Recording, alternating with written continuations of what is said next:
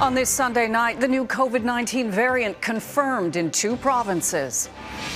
What we're learning about its origin and its spread. It's pretty much entrenched. It's going to be with us. Will the vaccines help protect us against this new variant? Holiday horror at an Ontario long-term care home. 39 deaths this week alone. That is an atrocity. A hospital takes over as COVID case numbers and the death toll rises. Lucky lost and found. Confirmed 2 subjects. The new technology that saved 2 lives on a rescue training run. Global National with Robin Gill. Reporting tonight, Colleen Christie. Good evening. Thanks for joining us. We begin tonight with more confirmed cases of the new variant of COVID-19 in Canada. This afternoon, health authorities in Ottawa announced a case there and now a confirmed case in BC. All of the cases are now linked to travel, but health experts believe community spread of this new highly contagious variant is inevitable. Abigail Bimman has our top story tonight. This is now just the tip of the iceberg. It's pretty much entrenched. It's going to be with us. While there are only a few confirmed cases of the UK variant in Canada, experts believe there are likely more. Genome sequencing to find it doesn't happen automatically with every COVID-19 test. Ontario is now ramping up sequencing dramatically. We tested less than 10% of the positive cases to date, but we expect to be at much higher numbers very shortly. The new cases in Ottawa and Vancouver Island involved individuals who returned from the UK. And Ontario now says the 2 cases east of Toronto did have contact with a UK traveler, contrary to what they said Saturday. And there certainly are a lot of unanswered questions. There is no evidence the new strain is more deadly nor causes a worse illness. The general consensus is that it's probably a bit more transmissible. It's just not quite clear how much more. This is a perfect curveball for our attempts to control the pandemic. The scientific director of Ontario's COVID-19 Advisory Science Table says a virus that's even a little more contagious could pose a big problem. Peter Uni wants everyone to follow the rules. A new province-wide lockdown kicked in Saturday. Even 10% means that we need to do even more restrictions to keep this sort of under control. And we know already how much we struggle right now. We need to take that very seriously. Something experts are tracking carefully. You may have heard of the spike protein. This virus is like a little ball, but it has these molecules of protein which are like little spikes that stick up on the surface. They make it easier for the virus to attach to the cell. It needs the spike protein to get into our cells and cause an infection in us. It's also the part of the virus that the vaccine is designed to target.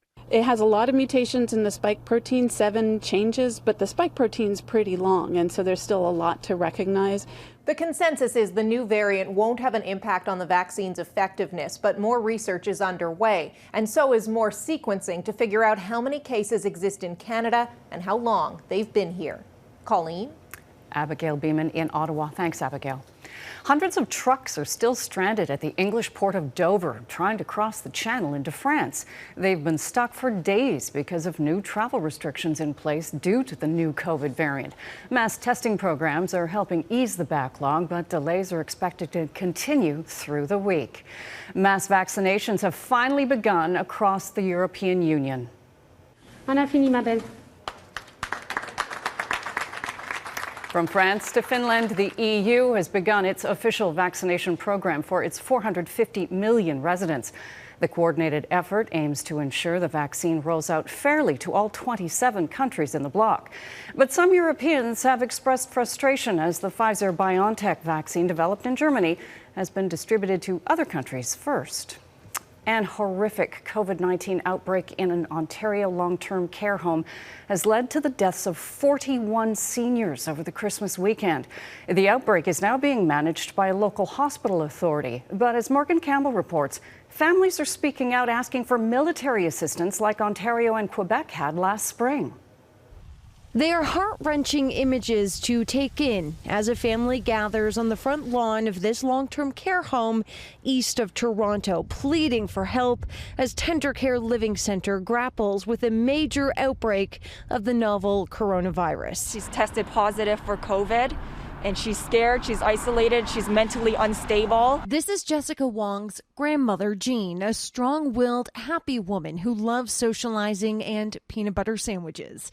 She is one of 128 residents and 69 staff members diagnosed with COVID-19. Over the Christmas break, 41 residents have died from the disease. North York General Hospital is now managing the outbreak, which they believe is connected to community transmission. The company that runs the home is looking to recruit additional staff, writing in a statement, Tender Care has been hit hard by the virus, and as a result, a significant number of staff are infected and have been forced to isolate. We have reached out to the surrounding hospitals, Ontario Health and staffing agencies for additional resources to support resident care. Advocacy groups have been sounding the alarm as the industry continues to see escalating numbers of homes battling similar outbreaks. Something has to change. Government needs to sever its connection with the industry. Policy needs to be made in the public interest, not in the interests of the industry. It would make sense if this level of carnage was happening equally in all of the homes, but it isn't. And ownership matters. And the worst and most devastating outbreaks have consistently been in these for-profit facilities. And the data doesn't lie. The home maintains infection prevention and control education are well underway. But families with loved ones behind these walls say they want to see more done, which means adding additional staff right away and potentially bringing in military resources. We need more transparency and communication with the home itself and with the families, and we need the government to take action. Morganne Campbell, Global News, Toronto. Authorities say a person of interest in the Christmas Day explosion in Nashville died in the blast. Investigators now say tissue found at the site is from the remains of Anthony Quinn Warner. Police and federal agents have spent 2 days scouring for clues at a suburban home linked to Warner.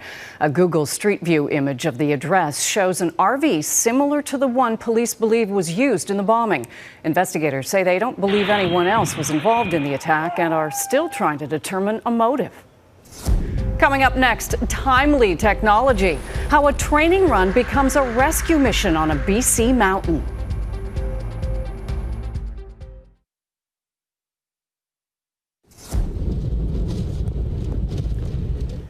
Britain is being battered by a powerful storm tonight. Storm Bella is packing hurricane-force winds of up to 170 kilometers an hour and lots of rain. The weather system is causing widespread flooding across the UK, leaving dozens of drivers stranded. Train service has been disrupted in several parts of England. Across the Channel in France, nearly all of the country is under storm warnings. In Iran, a series of avalanches have killed at least 12 people. State TV is reporting several other people are missing. Rescue teams are now searching a mountainous area north of Tehran for survivors. The slides happened on Friday after the region was hit by snowfall and powerful winds. The mountain range is popular on weekends for hiking and climbing. The holiday season is a popular time to head to the mountains, but a growing number of Canadians are getting into trouble on local hills, forcing rescue teams into action. One BC volunteer group has had a record-breaking year. As Julia Foy explains, the team recently saved the lives of 2 hikers, ones they weren't even looking for.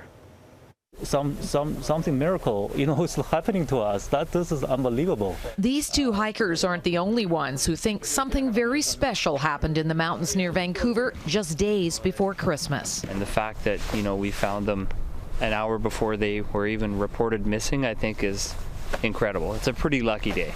The rescue happened in Vancouver's North Shore Mountains. Volunteers were having a training session with new night vision goggles. North Shore Rescue is the first volunteer rescue group in Canada to have them. Confirmed 2 subjects. No one expected to find anyone in trouble, but suddenly they could see something in the darkness. We spotted a light low down. We all kind of looked at each other and just thought, what? Is this for real? This can't be happening. We have nowhere to go. Can't go up, can't go down. There's a cliff under us, and we are sitting in the water.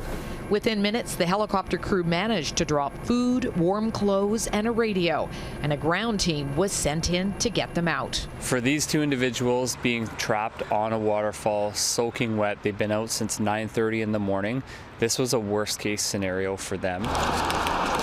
Since the pandemic, more Canadians are heading outdoors, and that's led to more people hiking and snowshoeing in the backcountry.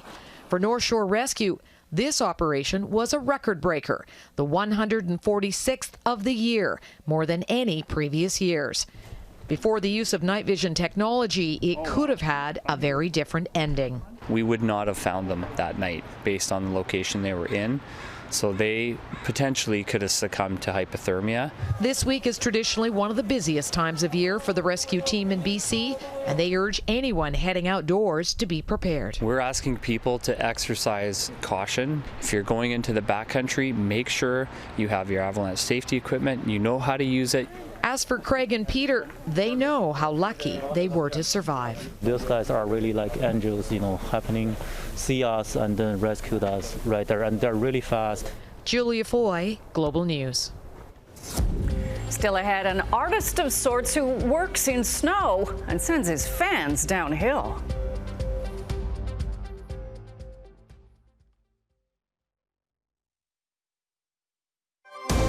You're watching Global National.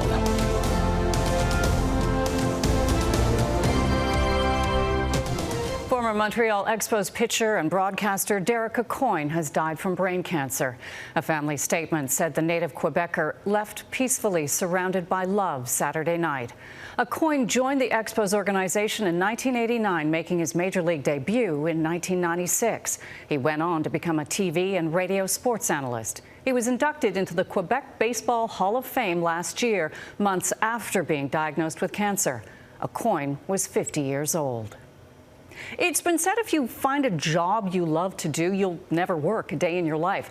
Well, that is certainly the case for one Alberta man. He traded in childhood play for a grown-up passion.